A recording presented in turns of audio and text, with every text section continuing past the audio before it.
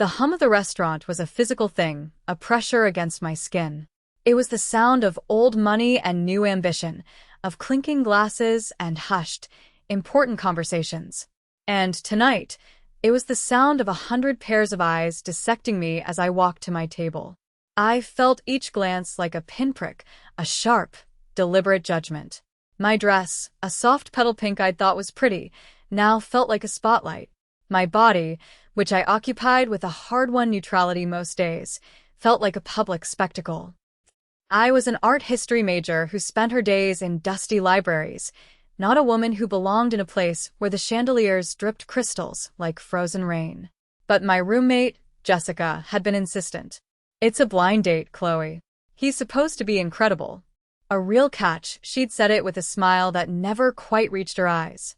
Now, seeing the corner table she'd pointed out on a little hand-drawn map, I saw the other girls from our dorm scattered at nearby tables. Jessica, Maria, Sasha. all watching, their phones angled just so. A cold, heavy realization settled in my stomach. This wasn't a date. It was a joke. And I was the punchline. My professional identity was a student, a scholar of lines and color, of the stories told in oil paint and carved marble. My competence lived in footnotes and research papers. Here, in this world of surgical tailoring and predatory smiles, I was utterly out of my depth. All I could do was what I always did under pressure. Act before I could fall apart. I walked the remaining 10 feet to the table, my chin held high, the blush on my cheeks afire. I refused to let them see. I would sit here, order a glass of water, and leave with my dignity intact. That was the plan. Then he arrived, and the plan dissolved. He moved like the room owed him space, the low hum of conversation faltering as he passed. He didn't look at anyone, but everyone looked at him. He wore a dark, impeccably tailored suit, the kind that costs more than my tuition. But it wasn't the suit that held the room captive. It was the stillness he carried with him, an absolute, unnerving calm that seemed to absorb all the noise and light around it. He stopped at my table. He was Japanese, with sharp, intelligent features that looked like they'd been carved from something unyielding. His eyes, dark and obsidian, met mine. There was no surprise in them. No disdain. There was nothing at all, a perfect blank surface. He pulled out the chair opposite me and sat. The silence that fell over our table was a tangible thing, a weighted blanket. He placed his hands on the table, and my gaze dropped to them. His fingers were long and elegant, his nails immaculate. A trail of intricate black ink peeked from beneath the starched white cuff of his right sleeve, swirling patterns of wind and water that disappeared up his arm. On his left pinky, he wore a simple, heavy gold ring. Those hands looked like they could create or destroy with equal, deliberate precision. "You are Chloe," he said. It wasn't a question. His voice was low and smooth, with a quiet authority that vibrated in the air between us. I found my own voice, surprised it didn't shake. "I am. And you are?" A flicker of something, amusement, maybe, crossed his face before it vanished. "My name is Tatsuya." He didn't offer more. He didn't need to.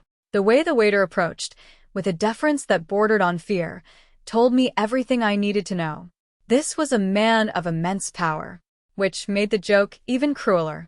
They had set me up with a god, just to watch him smite me. I could see Jessica and her friends barely containing their laughter, their phones held up to capture the moment of my humiliation. The moment he would surely make an excuse, stand up, and leave me sitting alone in my too bright dress. I decided to give them their show, but on my terms. I met his blank gaze. "Look, I don't know what you were told, but I think it's pretty clear this was a setup. A prank. You don't have to stay. I'm just going to finish my water and go." Tatsuya didn't look at me. His eyes slowly scanned the room, landing on Jessica's table. He held her gaze for no more than a second, but I saw her phone clatter onto the table. I saw the color drain from her face. He looked at Sasha, then Maria. Each one flinched, their cruel smiles collapsing into masks of pure terror. The temperature in the room seemed to drop 10 degrees. He turned his attention back to me. The void in his eyes was gone, replaced by a cold, calculating light. A prank, he repeated softly. He picked up his water glass, turning it in his long fingers. The movement was mesmerizing, economical. They find your humiliation amusing. It's stupid, I said, my throat tight. College nonsense. It doesn't matter. It matters, he said, his voice dropping even lower, becoming something dangerous. Because they used me as their weapon, he set the glass down with a soft, definitive click. And no one uses my name for their amusement. That was the moment everything changed. This was no longer about me or my hurt feelings. I had accidentally stumbled into the middle of something else, a world with rules I couldn't begin to comprehend. I had become a piece in a game I didn't know was being played. Tatsuya signaled the waiter, without a word. The man was at our side in an instant. The private room, Tatsuya said. Now. And bring a bottle of the 82 Petrus. The waiter nodded, pale and sweating. He looked at me, then back at his boss. I'm leaving, I said, my voice firmer than I felt. I started to push my chair back. Tatsuya's hand shot across the table, and his fingers wrapped around my wrist. His touch was not violent, but it was absolute. It was a manacle of warm flesh and unyielding strength. The contact sent a jolt through me, a primal shock of warning and something else, something I refused to name. No, he said, his obsidian eyes locking onto mine. You're not. This evening is not over. Not until I say it is. He stood, pulling me gently but inexorably to my feet. He kept his hand on my wrist as he led me away from the table, away from the wide, terrified eyes of my former friends. The entire restaurant was silent, watching this predator claim his unexpected prize. He was not rejecting me. He was keeping me. And as we walked toward a dark, unmarked door at the back of the restaurant, I knew, with a certainty that chilled me to the bone, that this was infinitely more dangerous. The private room was a cage of silk and shadows. The door closed behind us with a heavy, final thud, sealing off the world I knew. Tatsuya released my wrist, but I could still feel the phantom pressure of his fingers on my skin. He moved to a small bar in the corner, his back to me. The perfect cut of his jacket did little to hide the coiled strength in his shoulders. They believe a woman of your size is a thing to be ashamed of, he said, his voice calm, conversational. He poured 2 glasses of a dark red wine that smelled of earth and cherries. They believe that presenting you to me would be an insult, an embarrassment. I wrapped my arms around myself, the pink dress suddenly feeling thin and inadequate. I don't care what they think. But you do, he countered, turning to face me. He held out a glass. You felt their eyes. You felt their judgment. You were prepared to be wounded. I didn't take the glass. What is this? What do you want from me? He set the glass down on a low table between 2 plush armchairs. Seat. It was a command, not a request. Iset. He took the chair opposite me, the small space crackling with a tension that made it hard to breathe. He wasn't looking at me like an object of a prank anymore. He was looking at me like a puzzle he was trying to solve. What I want, he began, leaning forward slightly, is to understand the insult. They tried to use you to dishonor me. Instead, they have offered me an opportunity. An opportunity for what? To demonstrate what happens when people in my city forget their place. His expression was serene, but his eyes were lethal. They have made you a part of my business tonight, Chloe. That means, for now, you are under my protection. And my authority. The word protection sounded like a threat. I don't need your protection. I just want to go home. Your home is not safe, he said simply. The families of those girls, they are minor players, but they are ambitious. They are allied with my rivals. This little joke was not just a college prank. It was a test. A foolish one. They were testing my response to a perceived slight. He took a slow sip of his wine. And I will give them one. The pieces clicked into place, forming a picture I didn't want to see. This wasn't just about mean girls. It was about clan politics, territory, and power. I was a pawn, a disposable piece used to poke the beast and see if he would roar. So, what happens now? I asked, my voice barely a whisper. Now, you stay with me until I have dealt with the insult. Days bled into a week. I didn't go back to my dorm. I didn't go to class. My life was now contained within the walls of Tatsuya's penthouse apartment, a sterile masterpiece of glass and steel overlooking the glittering, indifferent sprawl of Tokyo. His men were ghosts at the perimeter of my vision, silent, watchful, and unfailingly polite. Tatsuya himself was a contradiction. He was a creature of brutal discipline and quiet ritual. He would spend hours practicing with a wooden sword in a private dojo, his movements a blur of controlled violence. Then he would sit for an hour in perfect stillness, contemplating a single flower in a vase. He was surrounded by death, and yet he moved with an unnerving, predatory grace. He rarely spoke to me, but I felt his eyes on me constantly. When I sketched in a notebook, I'd had one of his men buy for me.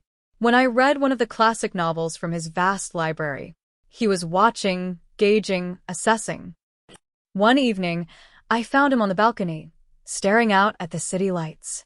He hadn't put on his suit jacket, and the sleeves of his white shirt were rolled up to his forearms, revealing the dense, beautiful tapestry of his tattoos. A great dragon coiled around his arm, its scales shimmering in the moonlight. He didn't turn as I approached.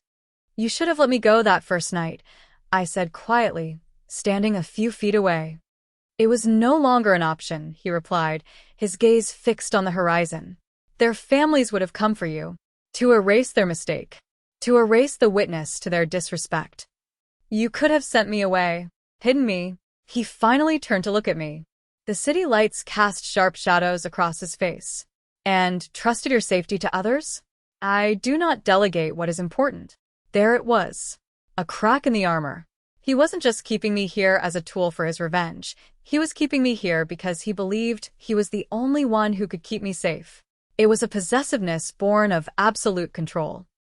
"Why?" I asked, the question hanging in the cold night air. "Why is it important?" He was silent for a long time.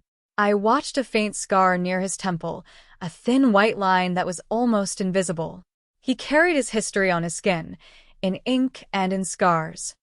"Years ago," he began, his voice low and rough, as if the words were being dredged up from a deep, painful place. "There was a woman.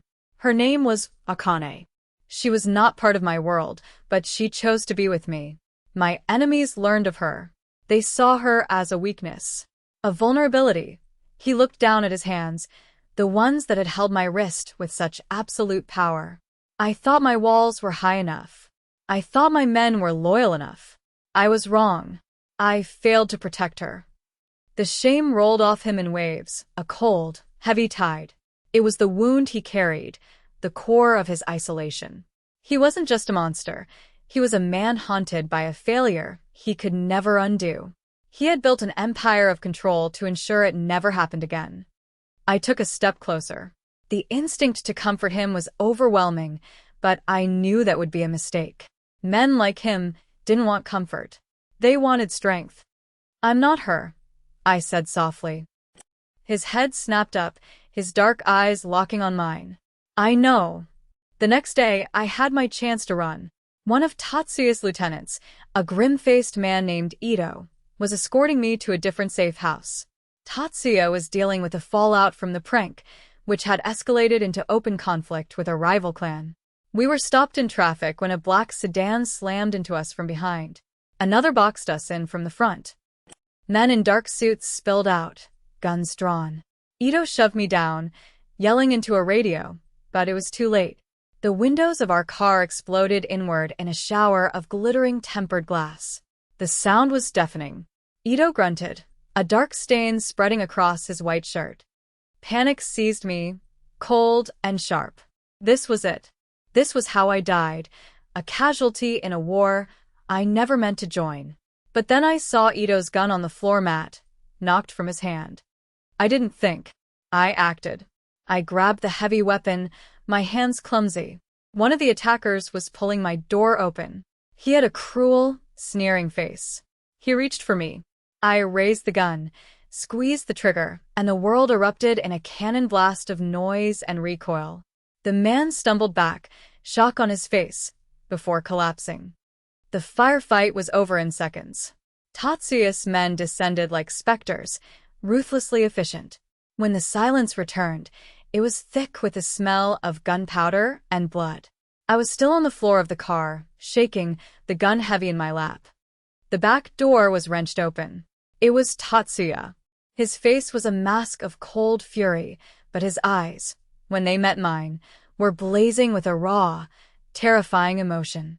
He reached in, his hands surprisingly gentle as he pulled me out of the car and into his arms. He held me against his chest, one hand tangled in my hair, the other pressed flat against my back, shielding me. I could feel the frantic, heavy beat of his heart against my cheek. He was breathing hard. For the first time, I saw him as something other than controlled and untouchable. He was afraid. Not for himself. For me.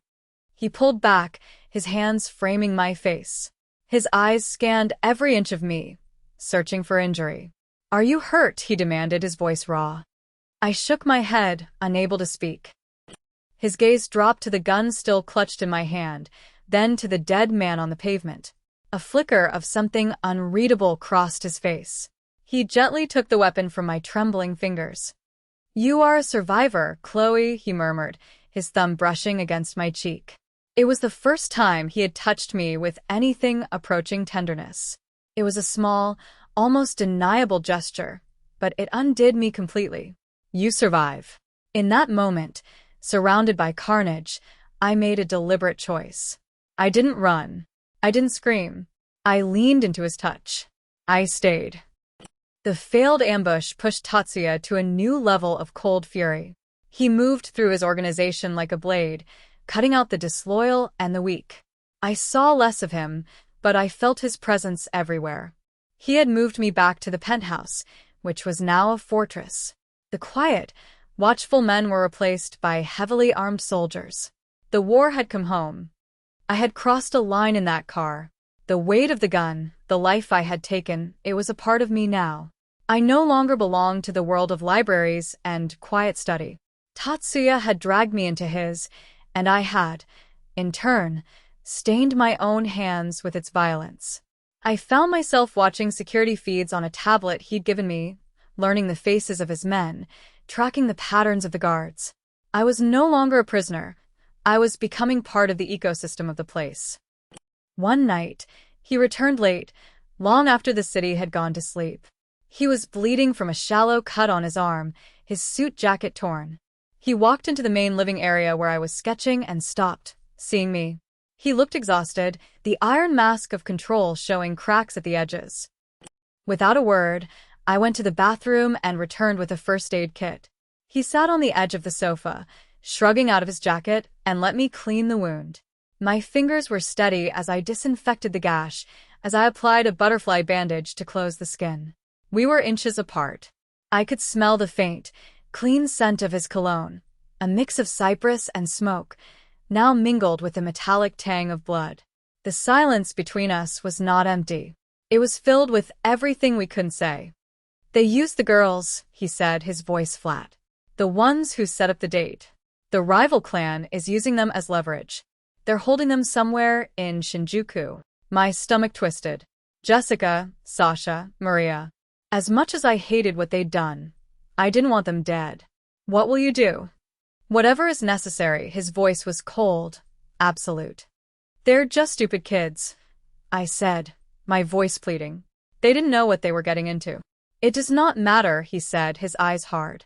"They are now a liability to my enemy, which makes them a tool for me." I looked at him, at this lethal, beautiful, broken man. I saw the path he was on, a path of retribution that would burn down everything in its way. And I saw my own reflection in his dark eyes, a woman I barely recognized. "Being near you is the most dangerous place I've ever been," I whispered, my hand still hovering over his arm. He looked at my hands, then up at my face. The hardness in his eyes softened for a fraction of a second, replaced by a deep, aching vulnerability that stole my breath. "I know," he said, his voice barely audible. He reached up, and his fingers gently touched my cheek. "It is also the only place I have not felt alone in a very long time." It wasn't a declaration of love. It was something more dangerous.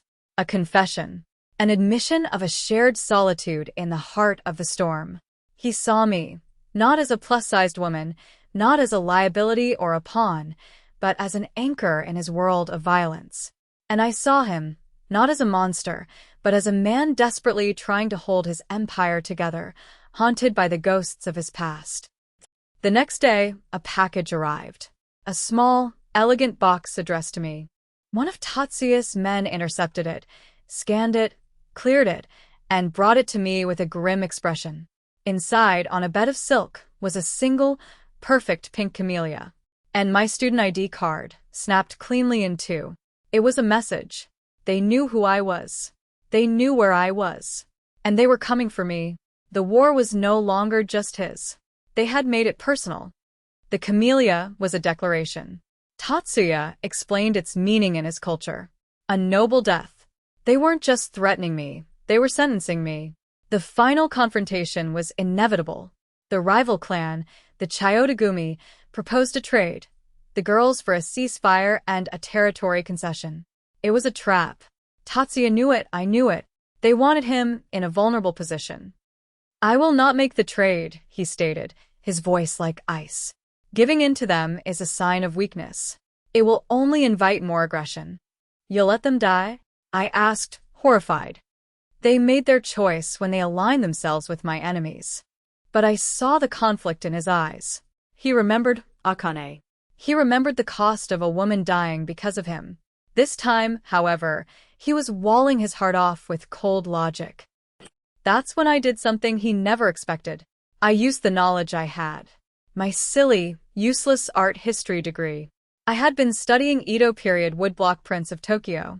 One of the prints I'd been looking at online from the university's digital archive was a famous one depicting a fire at the old Yoshiwara district near modern-day Shinjuku. It showed a network of hidden fire tunnels beneath a specific, ancient shrine. The Chiyotegumi's headquarters were located in a modern building built right next to that shrine. They'll be expecting you to come from the front or the back, I said, pulling the image up on my tablet. They'll have the streets locked down. But they won't be expecting you to come from beneath. He looked at the print, then at me. A slow, dawning respect lit his eyes. He called in his top lieutenants. For an hour, I, Chloe, the art history student, the girl who was supposed to be a joke, explained the centuries-old architecture of a forgotten tunnel system to a room full of killers. I was not a damsel to be rescued. I was giving him the key. He insisted I stay in the penthouse, locked in the panic room. I refused. They made me the target, I said, my voice shaking but firm. I am not going to hide. I am part of this. You said it yourself. I saw the war inside him, the commander who needed to eliminate all variables, and the man who did not want me out of his sight. The man won. The climax was not a Hollywood firefight. It was a surgical, brutal, and silent infiltration. Tatsuya and his most trusted men used the tunnels, emerging inside the Chiyotegumi's compound. I was with Ito, now recovered in a surveillance van a block away, my job to monitor communications and be their eyes on the outside. It was my voice that warned Tatsuya of a patrol converging on his position. It was my quick thinking that created a remote power surge, knocking out a key set of security cameras at the perfect moment. I was not holding a gun, but my actions were just as critical. I was a part of the machine. In the end, Tatsuya faced the rival boss alone in his office. The girls were there, terrified and weeping in a corner. I watched on a grainy hidden camera as the two leaders spoke. No weapons were drawn. It was a conversation of power, of debt, of honor. A cost had to be paid for the insult. The rival boss made the mistake of glancing at the monitor showing me in the van. He smiled. You traded one woman for another. This one will be your undoing, too. Tatsuya moved so fast he was a blur. It was over in a second. Not a gunshot. Just a clean, silent movement, and the rival boss collapsed. A debt of blood had been paid in full. He walked out of that building with the three girls, who couldn't even look at him. He put them in a car and sent them away, their lives spared but their families' power broken forever. Then he came to the van. He opened my door and simply held out his hand. I took it, and he pulled me out, leading me away from the flashing lights that were just beginning to arrive. We didn't speak on the ride back to the penthouse. As the sun began to rise, casting a soft pink glow over the city, we stood on his balcony. The war was over. His territory was secure. "It is not a safe world," he said, his back to me as he watched the sun rise. "To be with me is to stand in the shadow of death." "I know," I replied. I stood beside him, our shoulders almost touching. I was not the same woman who had walked into that restaurant. That Chloe was gone, burned away in a baptism of fear and fire. He finally turned to face me.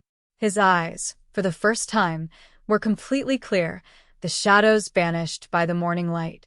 He reached out, his fingers tracing the line of my jaw, his touch no longer a claim of possession, but a question. "I have nothing to offer you," he said, his voice raw with a truth that must have cost him everything to admit. "No peace. No ordinary life. Only my loyalty. It is all I have. But it is absolute." He was acknowledging what I was to him. Not a pet, not a project, not a replacement. An equal. A partner in his dangerous world. He was offering me a choice. I thought of my old life, the quiet safety of the library, the smell of old paper. It felt like a lifetime ago, a story about someone else. Then I looked at Tatsuya, at the empire of shadows he commanded, and the profound loneliness in his soul that mirrored my own. I had survived his world. I had acted. I had made a choice at every turn.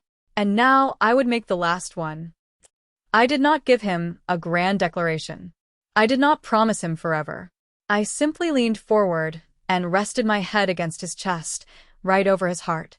I felt its steady, powerful beat beneath my ear. He stiffened for a second in surprise, then his arms came around me, holding me securely as we watched the sun climb over the city he owned. It was not an ending. It was an oath, made in silence, sealed in the first light of a new, uncertain day.